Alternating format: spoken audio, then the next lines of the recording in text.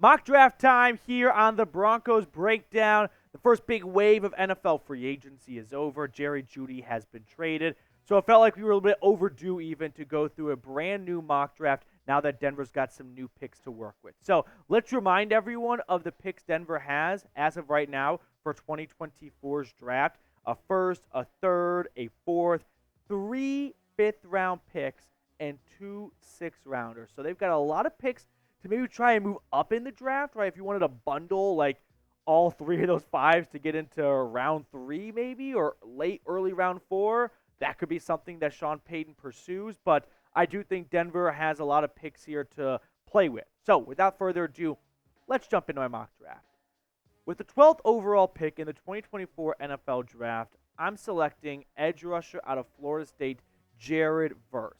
Now, keep in mind, your favorite player may not be available at every single selection, and I'm making picks that have some level of combination of what I think Sean Payton would do, because that's who's making this call here, and what I think the Broncos most likely would trend towards position-wise, which is why I landed on Jared Verse. So he's 6'4", 254 pounds, a very athletic guy, 4.58 40-yard dash. Not the best we've ever seen from the combine or even this draft class, but there's definitely a lot of slower linebackers or outside linebackers / edge rushers out there.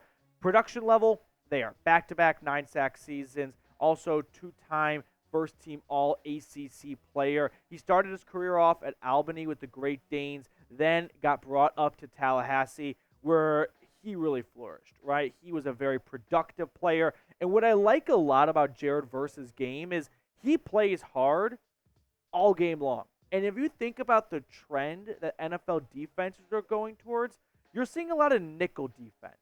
So when you look at the Broncos front 5 right now, where would Jared Verse fit? I mean, you could put him where Jonathan Harris's spot was. Remains to be seen whether or not he'd be a down lineman in a 3-4 defense. So if they put him as an outside linebacker in a 3-4 defense, that would be up to Sean Payton and the rest of this coaching staff to figure out. But for me, I'm thinking about what defenses do we commonly see right now in the NFL? Nickel. What's nickel defense, Brett Favre asks? Well, it's when you take a linebacker off the field and you put an extra DB on. So if you're going to have an extra DB on the field and not an extra linebacker, you're going to need your defensive lineman to generate a little bit more pop and buzz when it comes to stopping the run, because there's not that third linebacker there to make that stop. So with that direction in mind, I think Jared Verse, who plays hard, high motor, high football IQ, never takes a play off, isn't looking to just load up his tank to get after a quarterback. He wants to tackle whoever has the football, would be a great fit for any defense that really values run-stopping defensive end edge rushers. And ultimately, Denver just needs some help when it comes to the pass rush and the trenches altogether. They've got some good pieces, but they're still looking for that long-term, clear-cut number 1 quarterback pass rusher, and that could be Jared Verse. So what position should the Broncos draft first? J.J. McCarthy was gone at this point. I'll add that right now. Dallas Turner was gone, so I went with Jared Verse, but let me know what position you feel like is the biggest need for Denver to use their 12th overall pick on. No second-round pick. That belongs to the Saints. But with pick number 76 in round number 3, surprise, surprise, I go quarterback here. I go Bo Nix out of Oregon. Now, I know what all of you are thinking right now. Before you close out of this video, yes, I did get Bo Nix in round number 3. And let me explain how that's possible before you all say, Bo Nix would never fall that far in the draft. Let's just take a stroll together down memory lane and look at some mock drafts from this time last year. And you will see that even some of the brightest minds in mock drafts can be very wrong. Mel Kiper had Will Levis going 3rd overall. He fell to round 2. Dane Brugler had Will Levis going 7th overall. Fell to round 2. Are you noticing a trend? These NFL draft experts, which we rely on to get a good sense of where players are supposed to go, tend to inflate the quarterback position. Okay, look at 2022. Malik Willis went 2nd overall by Chad Reuter's estimations.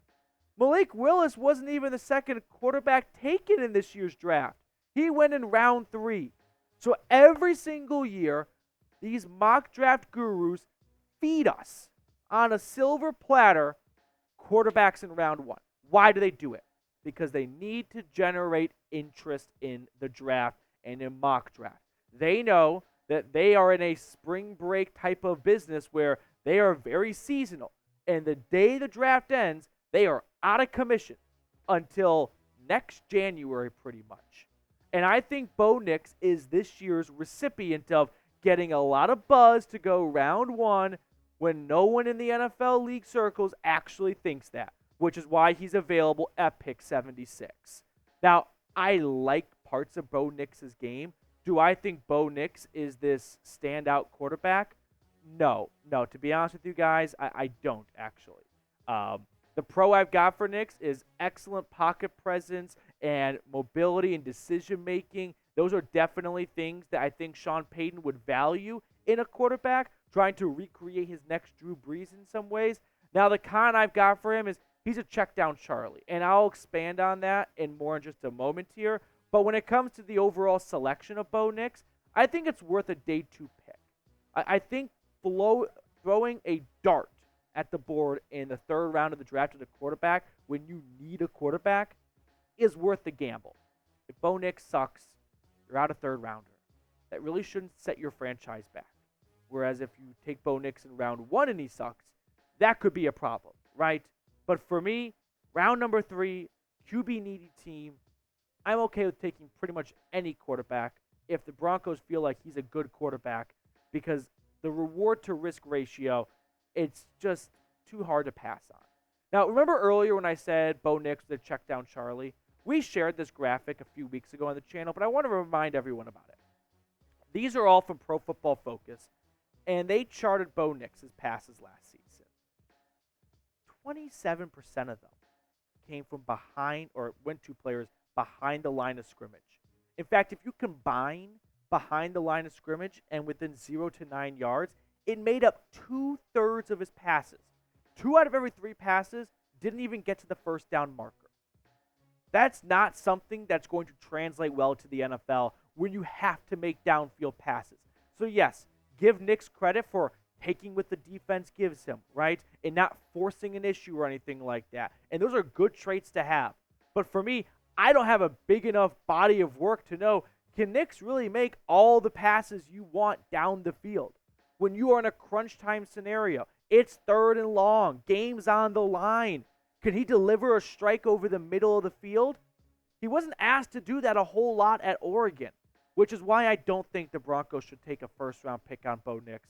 But I think when Bo Nix most likely goes in day 2 of the draft, I'm okay with seeing, well, maybe he can make those throws.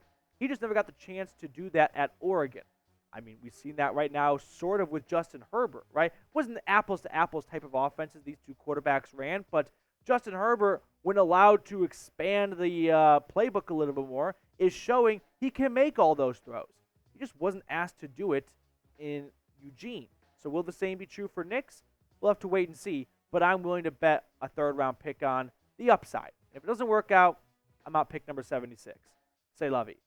Now, yesterday or a few days ago, I don't remember this point, we said, hey, or I said, if we can get to 21,000 subscribers, I'm going to come up with 21 reasons to be optimistic for the 2024 Broncos. And sure enough, you guys answered the call. Appreciate everyone supporting the channel, joining us here at the Broncos Breakdown. It really does mean a lot. I know I'm kind of getting in my feels, but reaching 21,000 subscribers is an awesome milestone. No plans of slowing down. So stay tuned to the end of the video, and I'll give you those 21 reasons to be optimistic for 2024. Moving along here, no other round picks in day 2 of the draft, or no other picks in day 2 of the draft. So in round number 4, 121, I go defensive tackle out of Miami, Leonard Taylor. Now, Taylor, in my eyes, is not one of the best defensive linemen in this draft, but when I'm looking at Denver's defensive line, it needs some help. And I have been saying this for a long time. Jones is the best player on this unit outside of like Zach Allen, but he's really there to get the quarterback. And DJ Jones sucked last year, and he's the best. There has to be improvements made at this spot here. But with Denver not having a second rounder and them going with Jared Verse in round 1, when it comes to true run-stopping, tree stump nose tackles, I think they wait till day 3 of the draft and they go with Leonard Taylor. I think this is a bit of a project pick. I don't think Leonard Taylor is going to step into an NFL locker room or onto an NFL field anywhere close to where he needs to be to play at a high level, right? This is something Vance Joseph is going to have to work on throughout the course of the season. And we saw a lot of patience last year from Denver in this department, right? They did not toss Riley Moss into the fire. They waited on a lot of their young guys. I think they may do the same here with Leonard Taylor. Moving on to round number 5, a flurry of round 5 picks. I'm going to go wide receiver now, Malik Washington. After all, this is a video about mock draft after trading Jerry Jeudy. We should probably draft a wide receiver. So let's talk about Malik Washington out of Virginia. Originally started his career at Northwestern, then the grad transfer went to Charlottesville. 5'8", 191 pounds, speedy dude, 4.47 40-yard dash. The pro, just dominant in the slot. I understand he may not have always played against the best DBs and whatnot, but man, Malik Washington, put the tape on, and you come away as a big fan of Malik Washington. 10 games of 100-plus receiving yards. Now, the con for him is it's a bit of a limited route tree. What does that mean? Well, in college football, sometimes teams can do what's best for them and not what's best for the players going to the NFL, and they'll keep it very simple, right? If it ain't broke, don't fix it. So for Malik Washington, the very simple thing was, oh, you win this route a lot, let's just keep doing that route all over again. And when you get to the NFL, you've got to be able to run more than just 1 or 2 routes. So that's something that Washington will have to add to his game. But the more I watch, the more I like. And when I look at Denver's wide receiver room, you've got Sutton, Mims, and Patrick, and I think there is room to grow. I don't think this is the worst wide receiver room in the NFL, but I do think it's a room that could use a little bit of some water and sunshine added to it. So I think Malik Washington in round 5 would be an excellent pick for Denver. Now, before we get on to the rest of my mock draft, a few days ago, a week ago at this point actually, I told you all how Fanatics was doing a deal where you could pick any jersey. You could put your own name on the back, you could pick any player's name you want, and they had it on sale. Well, now they've got like a double sale. It's down to $81. I'm never going to see an NFL jersey for $81, and I don't think you will either. So go to chatsports.com/DEN jersey, get a Patrick Surtain jersey, get whatever jersey you want. I put that link for all of you because I love you in the comments and description of today's video. With pick 145 in round 5, I'm going to go cornerback now, Kalen King out of Penn State. I don't like how long I waited to get corner, but sometimes mock drafts just don't go the way you want them to go, and the players you were hoping to be available aren't available. So ultimately, we had to hit pause on corner. Now, some background on King. 5'11", 191 pounds. The issue with him is he played so well in 2022, he set the bar pretty high for himself, and then he came nowhere near that this past season.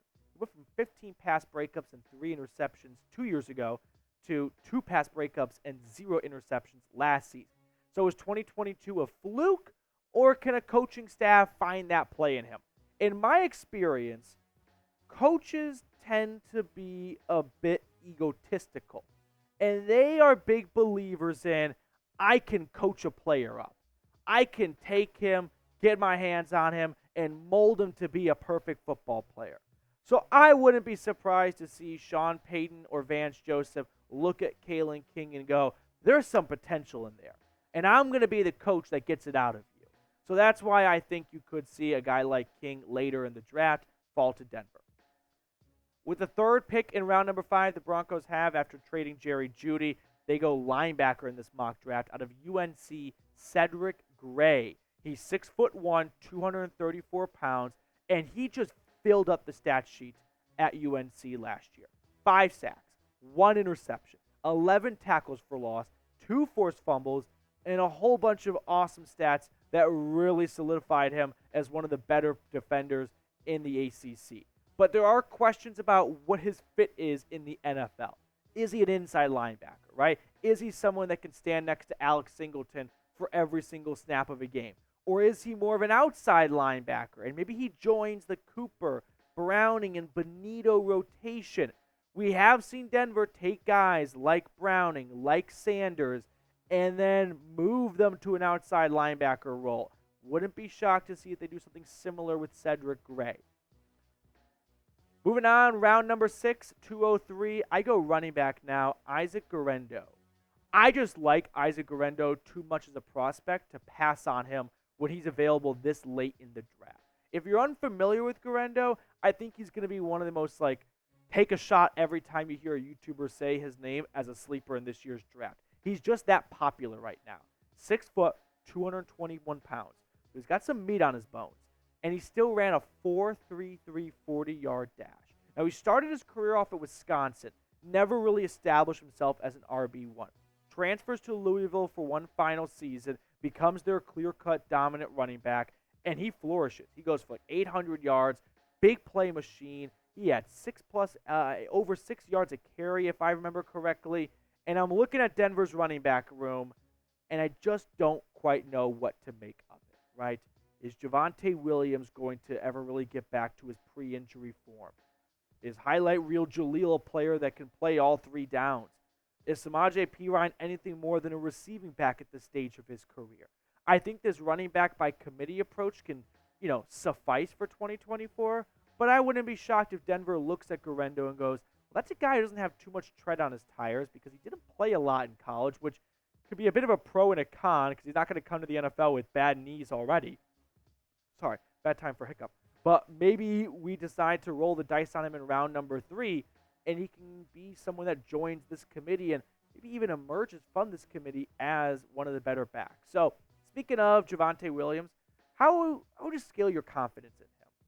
Right, pretty good rookie season altogether. Split carries with Melvin Gordon down the middle, essentially. And then, unfortunately, 2022 suffers an injury in Las Vegas. Makes a miraculous recovery in 2023, ready to roll by training camp.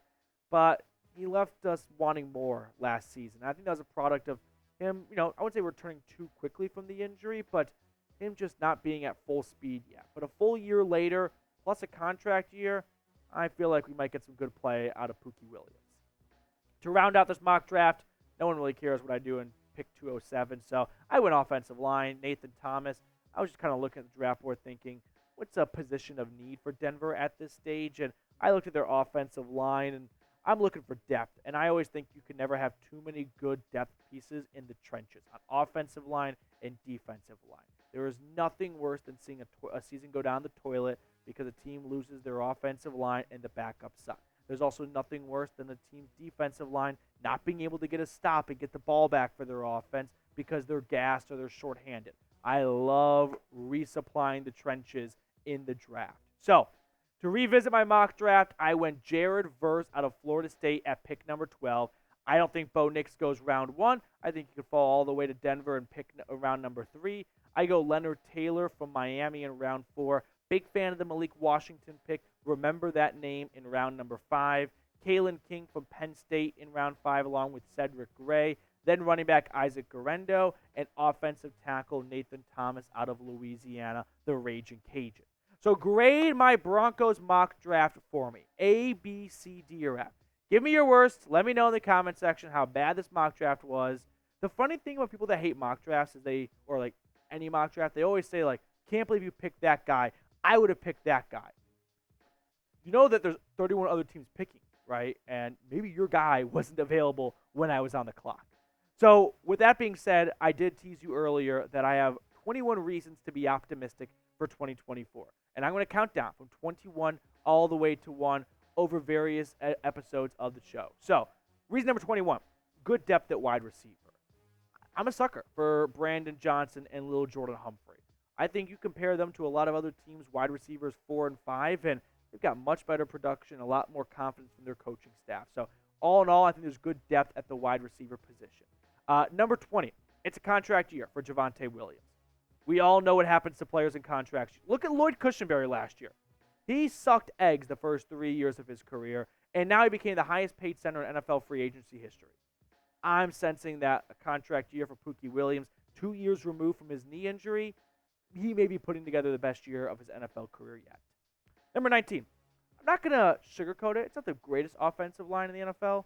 I think it's an average offensive line. I think if you look at the stars on this line, Garrett Bowles is an above-average left tackle. Quinn Miners is one of the ascending interior linemen in this game, and if he was on a team that was playing in the playoffs, he'd probably have a little bit more name recognition, but Broncos country knows how good he is.